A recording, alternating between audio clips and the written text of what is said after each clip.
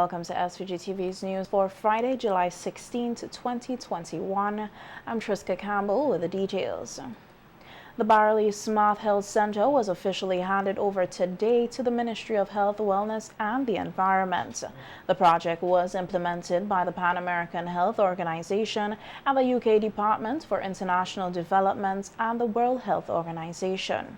At the official handing over ceremony, Health Planner David Lachman gave an overview of the project. The new facility had a number of improvements, including improvements to the general structure of the building,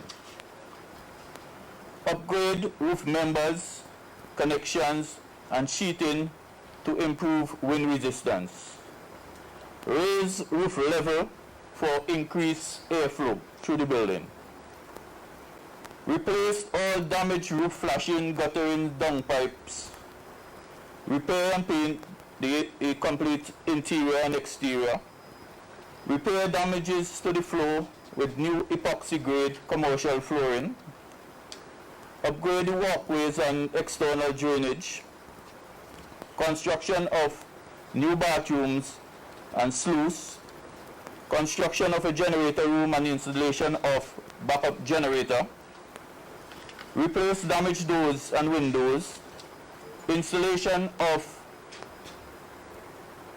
electrical hurricane shutters. Representative of the UK Department for International Development and the World Health Organization, Sian Samuel, spoke briefly on how the upgraded health facilities across SVG were able to withstand the volcanic eruption and the ashfall.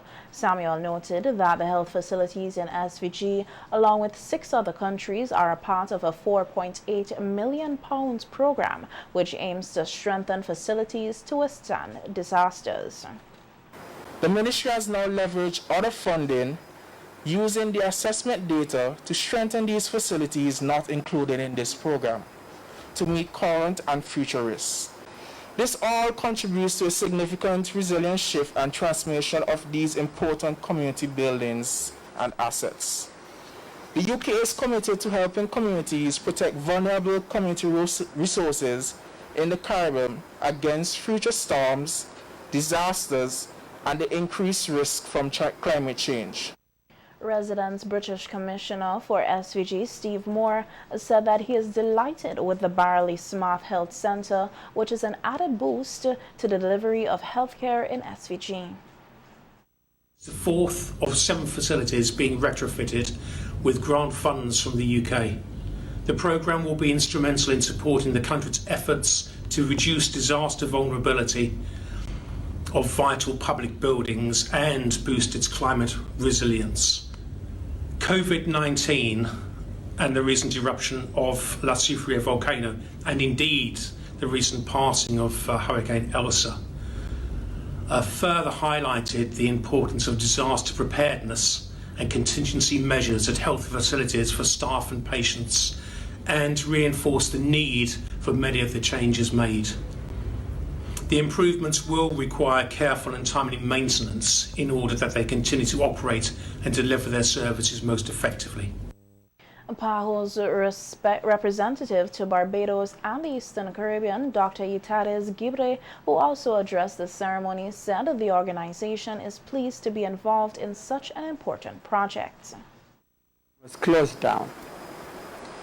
There was a 27-year-old pregnant woman needed to come to this facility the next day, and let's say she was bleeding.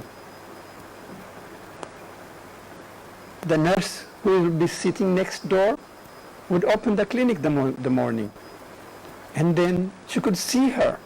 Her blood pressure would be seen, her blood sugar would be tested, and no service would be discontinued because there was a hurricane.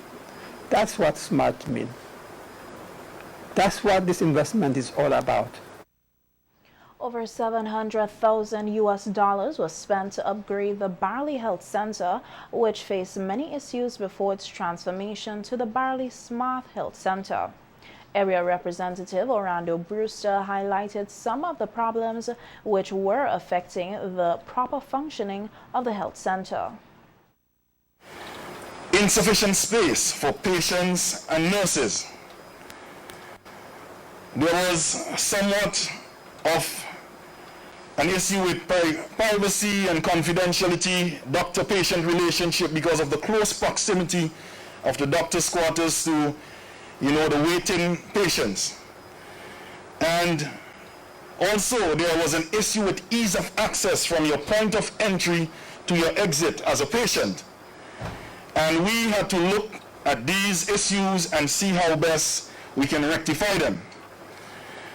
And I'm thankful that today, with this new and upgraded Barley Smart Health Center, many of these issues have now been addressed. Brewster said with the transformation coming to Central Leeward in the hotel and tourism sector, the healthcare facilities must be of good quality, noting that the people of Barley and surrounding communities are happy for the upgrade to the health center. Significant investment into the lives and livelihood of the people of this constituency, specifically the area of Barley. This is added to many investments seen across this constituency, which we've seen in housing. When we look at the Peter Soap, one of the largest housing scheme developed by this government. In education, just not too far from here, we have the Barley Learning Resource Center, and we have the Barley Technical Institute, and also the Central Leeward Secondary School in Peter Soap. We've made significant investment in this constituency in road and infrastructure, such as the upgrading of the Barley Police Station, which is ongoing, the upcoming Blackfish facility in Butland Glass, lighting of the jetty. The Central Leeward MP further urged residents to care and cherish the facility and thank those who made the transformation possible. Thank you to the government of St. Vincent and the Grenadines. I want to say thank you to PAHO. I want to say thank you to FCDO. I want to say a heartfelt thanks to Irvine Interior and Construction Company and their workers for the hard work they've placed into this facility. And I must mention the Honorable Sir Louis Straker, who is a former representative of Central Leeward, who, before he demitted office, started the process on this Barley Smart Healthcare facility. I want to thank the Ministry of Health for running with the vision. Minister of Health, Wellness and the Environment, Sinclair Prince, said that it is remarkable that while the country is hit with the triple challenges of dengue fever, COVID-19, and the aftermath of the explosive volcanic eruption, the island is still able to open such an important facility. As I mentioned before, we are able to open this facility at probably one of the most trying times in our history. And we have become accustomed to devastation after devastation in the past 2 years.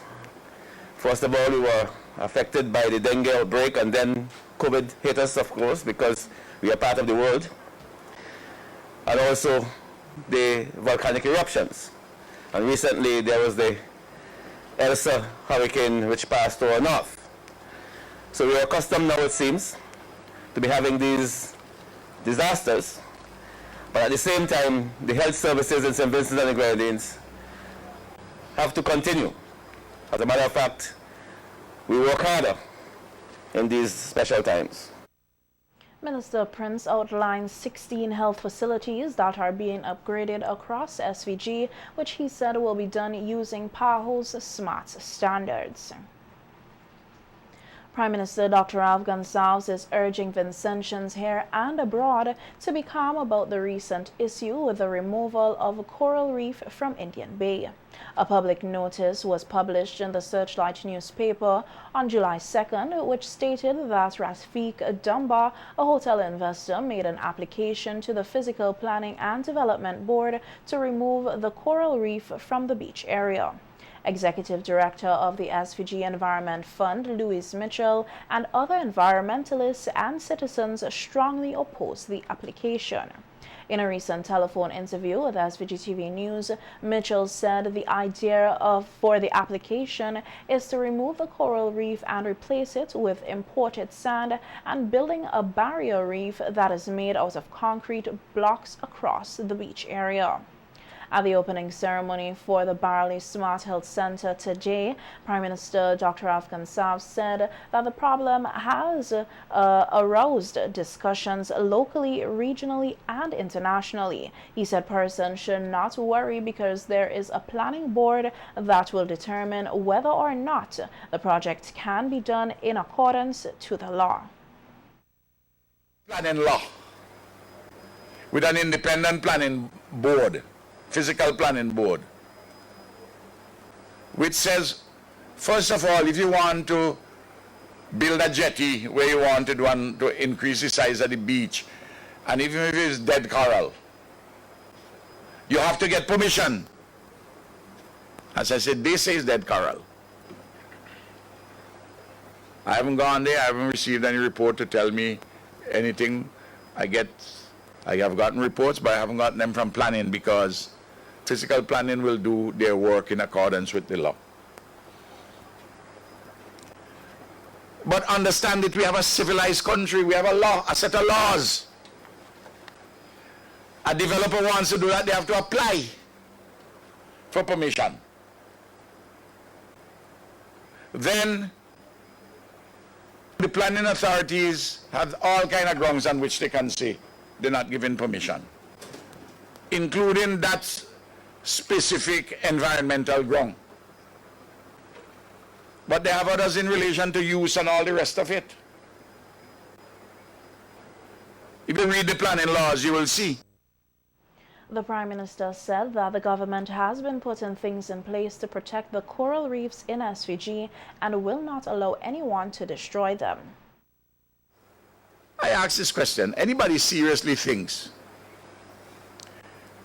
that this government, which put in things in place to protect the coral inside of Tobago Keys, for instance, and restrict the number of vessels which can go inside there, yachts can go inside there at any one time, where before they used to go in willy-nilly and drop the anchor and mash up the coral. We don't allow a cruise ship to go inside of there. They think that this government will have an interest in the coral being destroyed.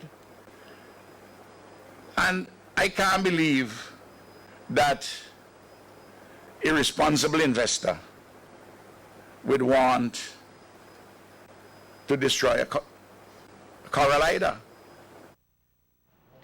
Dr. Gonzalez said that the procedure of such an application has to be published to inform the public and persons can object. He, however, noted that the objection to the application is not being done in a civil manner. That when you state in your objections, and you can state your objections on the radio, wherever you want to state them, but you have to put them to the planning authorities, that doesn't mean that you must lose civility and verbally abuse and curse the investors. No. But let us not go and then start to abuse the individual investors. No, that can't be right. We have to be very civil. And I understand, and it's perfectly in order for them to put in objections to some people who live here, some people from overseas who live here. For instance, I know there are a couple of persons from Europe and North America who are very sensitive to the environment too, and I appreciate that. But when they write it and saying, well, they're going to write the Miami Herald and they're going to write the New York Times about this application, what do they think? They think that we are some kind of a back of the woods country that we don't have laws? But I want to ask them, do they write to the Miami Herald Final year students of the Tourism Marketing Program of the SVG Community College showcased a booming future for the island's tourism sector through a cultural and heritage showcase. The students were engaged in 3 main components as part of the course, which according to their lecturer Azuba Adams played a critical role in making the students better ambassadors of SVG. That they do presently. This exhibition is based on 2 of the courses they did this semester, which are the Heritage Tourism course and Tourism Marketing course that they have done this semester. So really what the students had to do is to research on tourism trends that are current, and they are supposed to look at 3 niches that are sustainable and applicable to our local setting. So we have this group promoting gastronomy tourism, which is culinary tourism, and then they had the presentation, which is heritage and culture. And inside, we still have a group that you haven't seen yet, that is the future of tourism for St. Vincent and the Grenadines. We wrote, very basic about tourism. So they have transformed. I have seen they learn the niches, they are more appreciative, and they understand what it means to be sustainable. The future for my students, I think they're excited to contribute to our tourism development here in St. Vincent and the Grenadines, and some of them have expressed interest in traveling to other countries and furthering their studies to enhance in this sector. Government ministers and opposition members of parliament were also on hand to witness the extravagant cultural showcase. Minister of Education Curtis King stressed the importance of applying the skills of what was learned for the past 2 years in the working environment, which some will soon be embarking upon. Get yourself employed. It is crucial and it is necessary, because too often we hear our people moaning the fact that they can't find a job without recognizing that they have it within them to create their own employment. And that is why TVET, with its emphasis on skills, is so important. And as I indicated, why we are stressing TVET so much. And in this very area, we see how we are seeking to align that vocational training with what we want to achieve in the wider economy. King said he was impressed with the creativity of the students. Opposition leader Dr. Godwin Friday also commended the students for putting together the showcase, which he said demonstrates their talents, which can make them leaders to drive the tourism sector. Thank you for inviting me here, and I hope you do it every year, and that you don't keep the exhibition here at the school itself. I would like to see you do it down in Beckley sometime.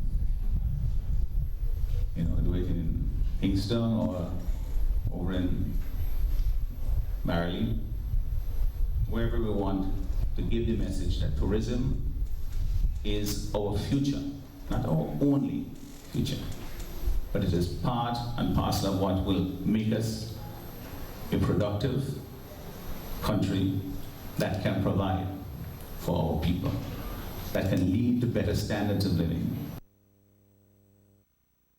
There are 45 students in the final year of the tourism program, and our news team spoke with some of these students who said the past 2 years have been challenging, but they think that they are better prepared for the job market and even to start their own businesses.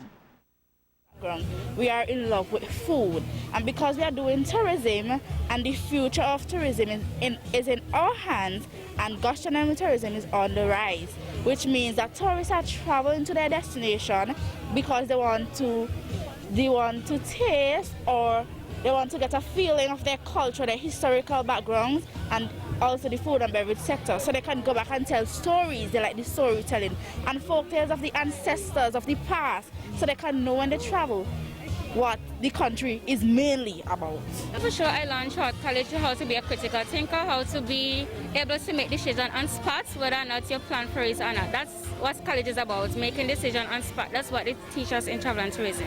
And today here we have a replica of what we will see or know as the Garifuna huts back in the days of their, homage here.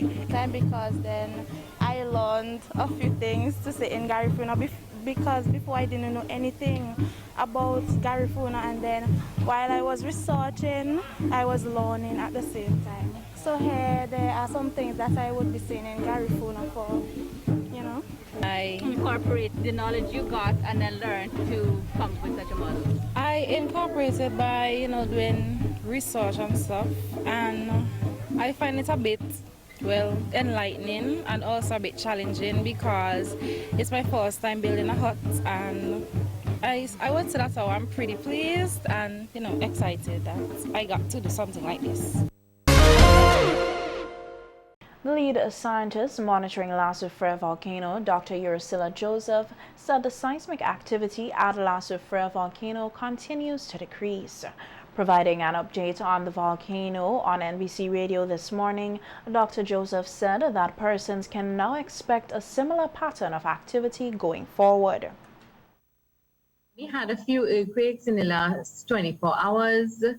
We still continue to see the steam emissions when conditions on the summit allow. And there was a gas measurement done by both of the West Coast on the 13th of July, and it yielded an average SO2 flux of 306 per day, which for those who are following, it was actually the same value that was measured for the previous measurement, which was done on the Thursday before, which was the 8th. Dr. Joseph also provided an update on the reinstallation of the monitoring stations, noting that 7 stations are now up and running, transferring information to the UE Seismic Research Center in Trinidad. The work that Mr. Lynch and Mr. Williams have put in has yielded fruit, and we still have one more at Upper Waterloo that we have some communications issue to resolve.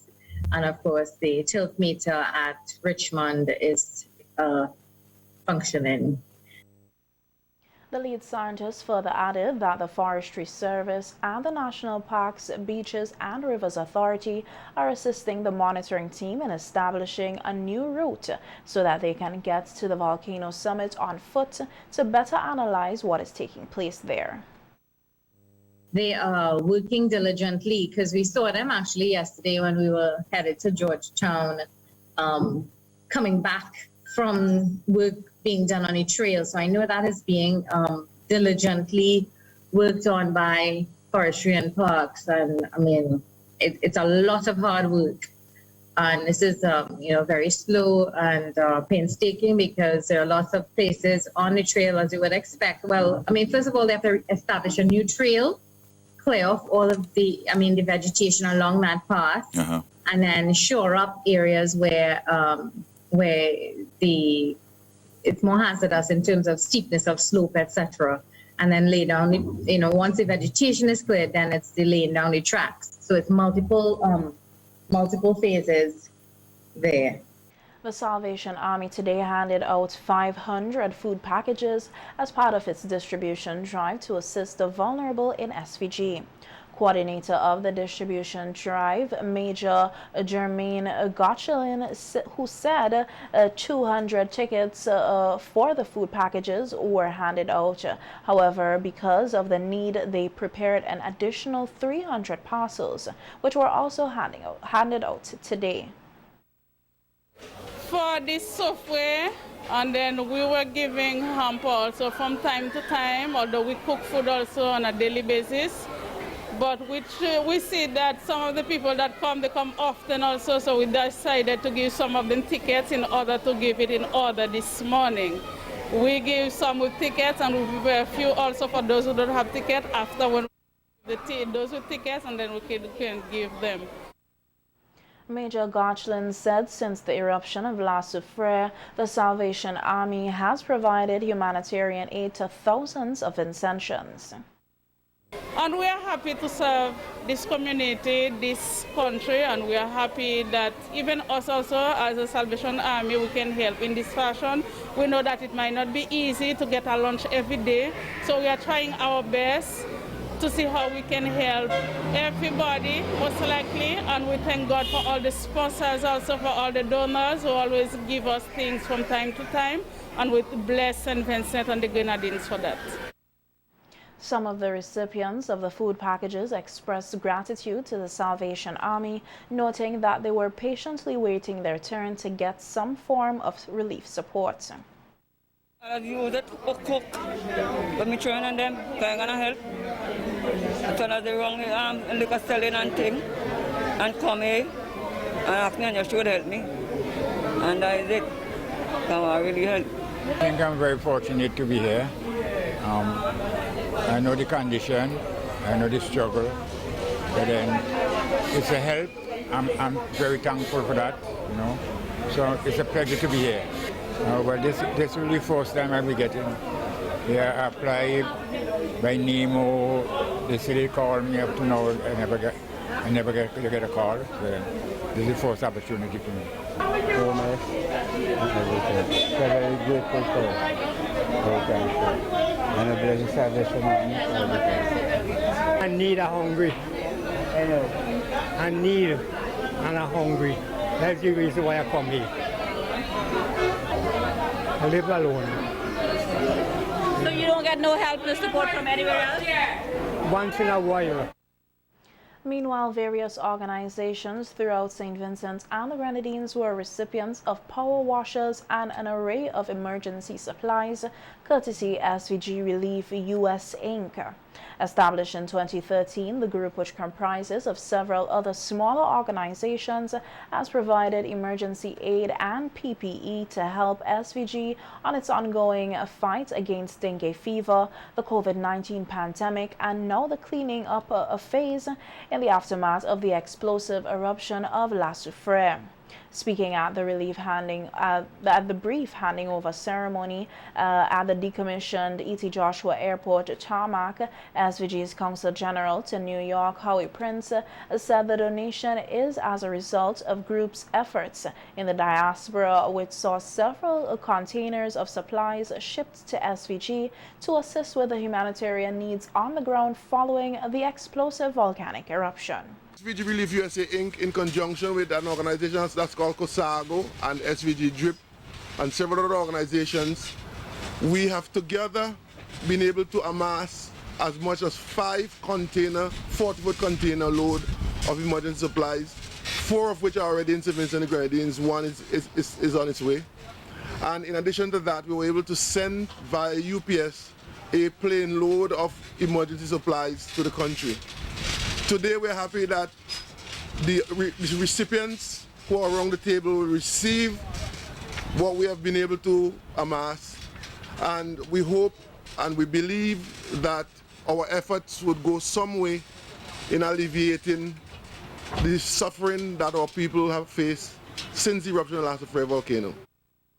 Public Relations Officer of SVG Relief USA Inc., Atiba Williams, says there was an outpouring of donations from persons in the USA, especially New York.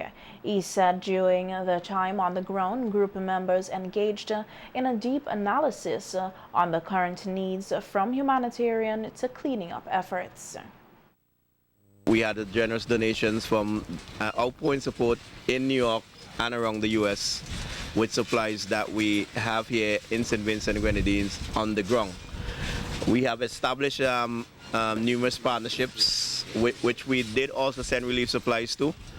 For instance, we have sent relief supplies to the Rotary, the Red Cross, Salvation Army, Aid Secretariat, and we also did donations to some private entities here while we were on the ground. We were able to make an in-depth into St. Vincent and Grenadines on the leeward side and on the windward side. We have met with the various agencies that is handling the relief supply and the relief effort, and we are pleased to what we have been seeing. There are some areas of concern, but those can be addressed and will be addressed. We'll be making a full report public when we get back, and we'll be doing that via press conference, and we'll be sending a copy of the report to all our partners here. Also present at the handing over ceremony were Keisal Peters, Minister of State with responsibility for Foreign Affairs and Foreign Trade, and Michelle Forbes, NEMO Director. Both individuals expressed gratitude for the donations.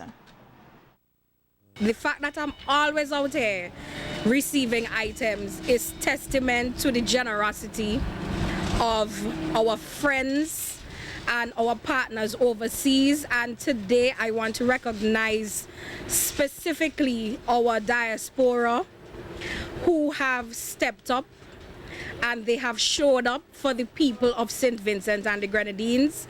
I want to say on behalf of the government and people of St. Vincent and the Grenadines, a special thank you to our diaspora groups in the United States for coming to our assistance in one of our darkest periods in Vincentian history. I also want to thank Consul General Prince, who through our consulate in New York was able to facilitate the donations that were being made. Thank you especially for the power washers and other items that have been donated and will be donated shortly to the various agencies, because as we're in the early stage of recovery, agencies like BRAGSA, who have done a mammoth task in the cleanup operations throughout the orange and the red zones to really make life a little bit more comfortable for those persons who are returning. These items are going to be needed at the police stations, at the Kingston Town Board, because we know we have flooding in Kingston from time to time and you have to do your own cleaning. But I want to ask the agency to really use them as part of the community too, because each police station is situated within a community. Also delivering brief addresses at the ceremony were Commissioner of Police Colin John, Superintendent of Prisons Timothy Hazelwood, representatives from the Kingstown Town Board and BRAGSA, who all thanked the SVG Relief USA Inc. for the donations as the various entities embark on cleanup efforts across the island.